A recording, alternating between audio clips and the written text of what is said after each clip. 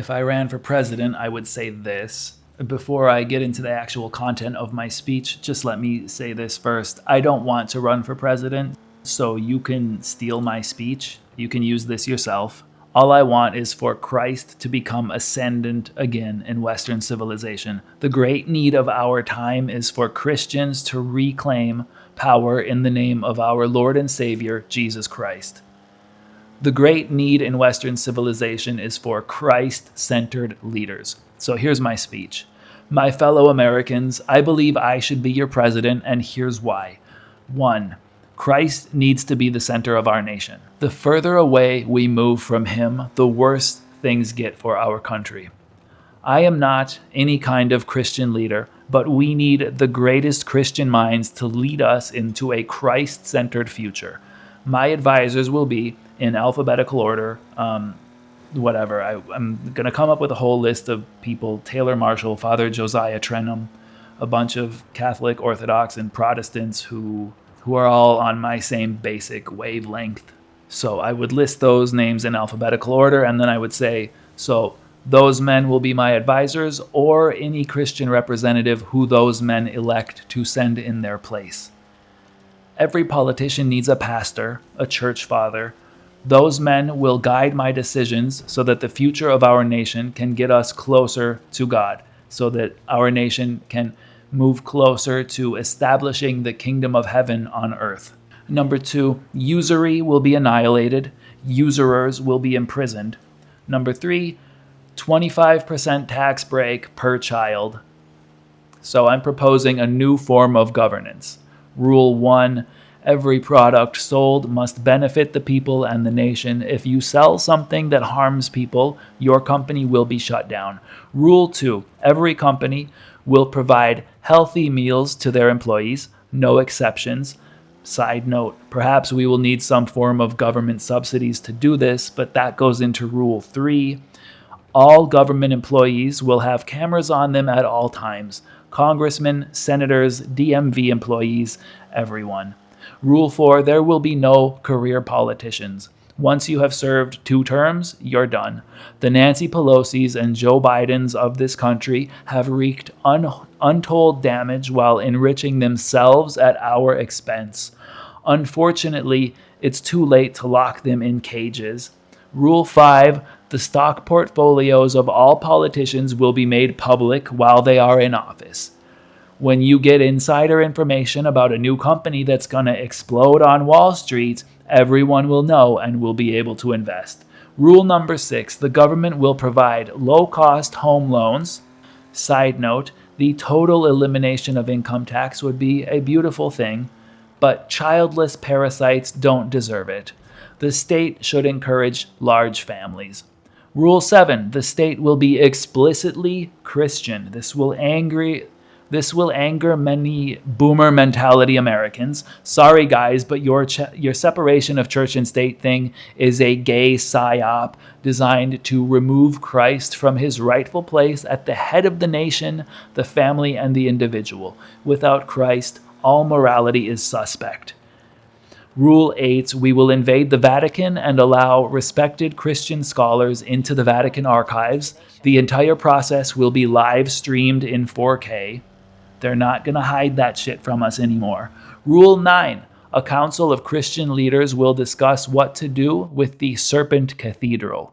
I vote we demolish it and replace it with a giant crucifix, but I'm not a respected Christian leader. I'm just the benevolent dictator of our new shining theocracy. Rule 10, my own powers will be very limited. I'm a baby Christian. My expertise lies in propaganda and the grand arc of history, not in religious matters. Let's talk about Christian leadership for a moment.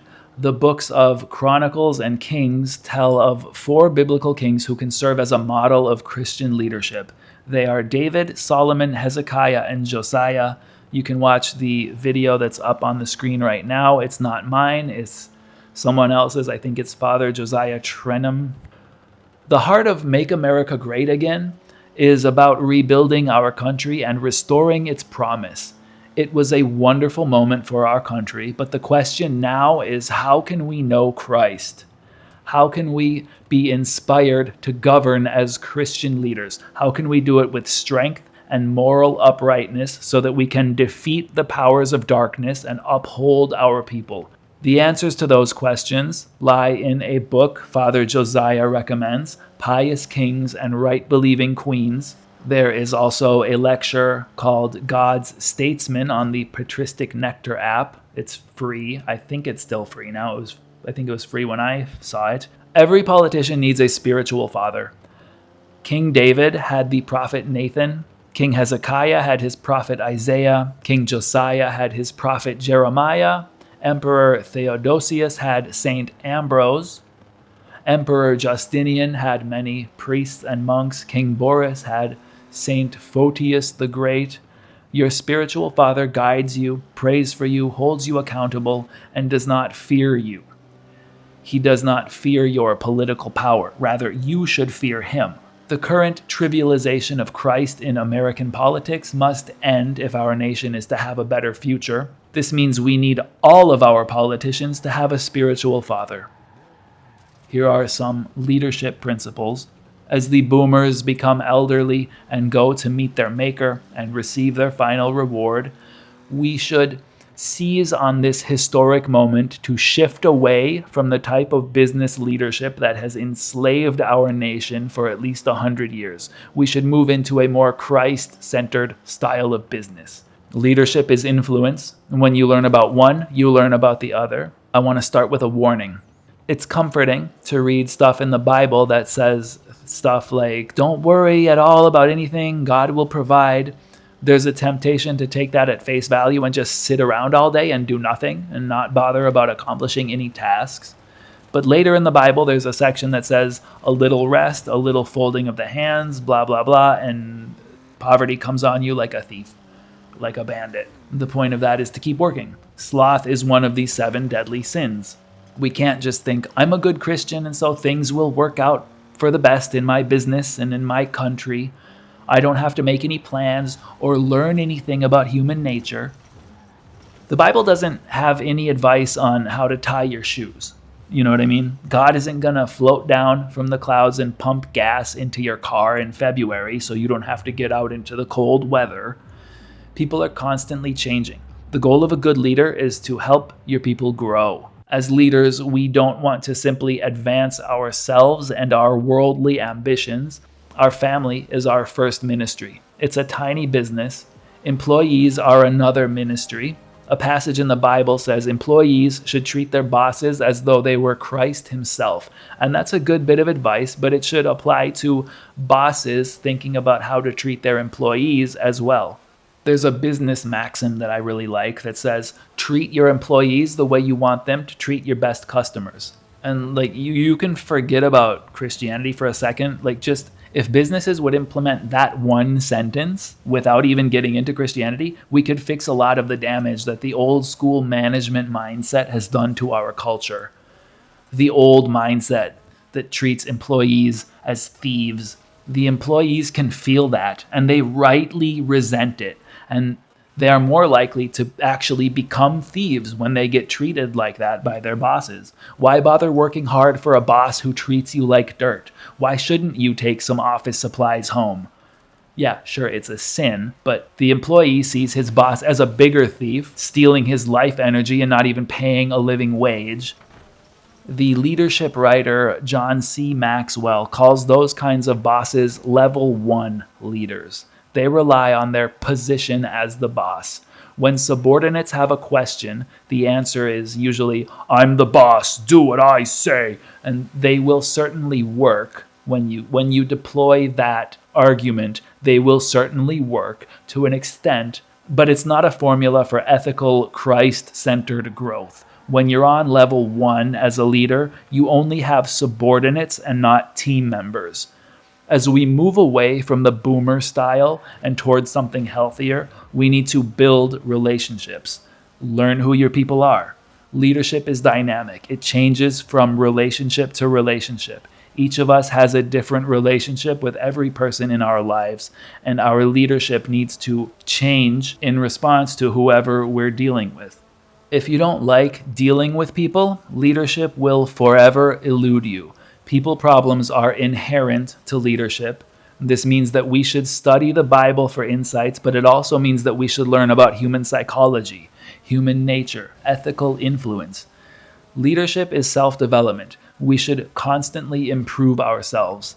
This might not sit well with megachurch attendees whose pastors project an image of Jesus as some kind of cotton candy boyfriend who loves you exactly as you are and who makes no demands of you at all, who never asks you to improve, who will let you get away with anything as long as you say, "I wub you, Jeebus, I'm sorry."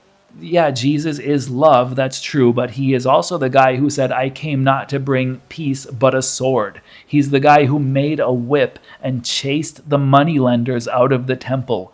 And he's the guy who will end up saying, "Depart from me, I never knew you," to a lot of people who think they love Jesus, when really they probably just love themselves and the cotton candy boyfriend image of Jesus.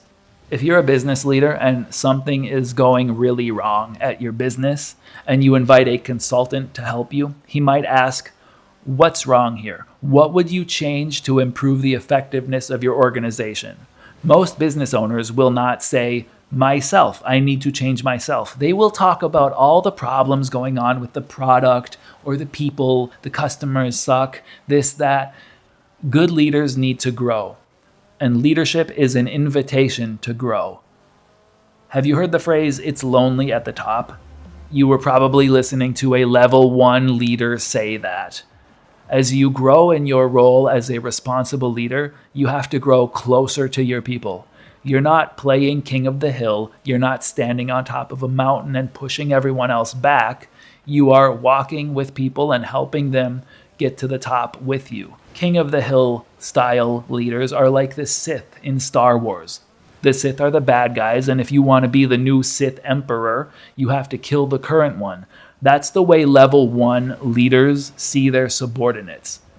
We have all worked in those kind of places, and we usually end up giving as little as possible to the business. And if we find anything else out there in the work world, any other job that's even slightly better, we immediately put in our 2-week notice. Here's an exercise, and it works up and down the chain of command. Ask people how you can help them. Ask about the challenges they face in their position. They'll probably say there's nothing you can do for them, and maybe that's true, but spend some time thinking about the conversation. Spend some time thinking about what they do, what their role is. Bring it up to them a couple days later. Do it casually. "Hey, I was thinking about what you said the other day. Do you think it would be helpful if blah, blah, blah?" Don't spend 20 hours developing this massive presentation with 50 PowerPoint slides. Just be casual. "Hey, what about this? Would that be helpful to you?" Light, easy. Leadership is a privilege. It's not a right. You have to earn it every day. People won't follow you for long if you can't win hearts and minds. You have to earn it every day. Like, there's leadership capital. You want to build it up as much as possible. It's like a bank. Forget about your job description. This applies to employees and bosses. If you are a boss who never throws out the garbage because you think you're above it, well, first of all, I hate you. But secondly, you're not above it. And if you're a dishwasher whose job description never mentions changing napkins out front, get over it, bro. Take responsibility. Get things done. Become dependable. Make everyone else's life easier. If this seems unfair, you're right. It's unfair to be the guy constantly taking responsibility for everything while all of your coworkers sit around and scroll Instagram. Oh well. Okay, another thing. Leaders don't have to have all the answers. A lot of leaders think that they are showing weakness if they admit they don't know something. If you can get comfortable saying, "I don't know," that builds credibility with your team members. When a guy acts like he knows everything, that shows us that he's a micromanager who will blame you if anything goes wrong. And we don't give our best to those kind of guys.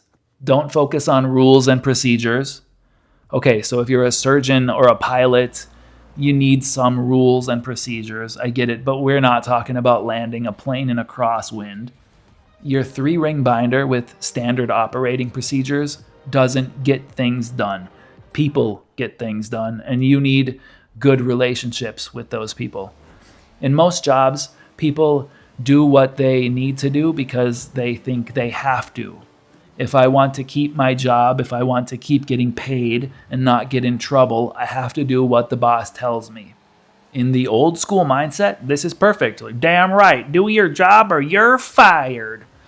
And yes, that certainly is a component if you get a job as an accountant, but you don't spend any time actually keeping your clients' books, you probably should be fired. But we are raising the game. When employees feel trusted, liked, respected, they bring a level of performance that most old school bosses will never even be able to comprehend. By the way, if any of this sounds like a bunch of millennial garbage to you, by all means, please stop listening to this, stop watching the video. Keep doing what you've been doing. But aren't you sick of toxic workplaces? Aren't you sick of jobs where everybody gives the bare minimum just so they don't get fired?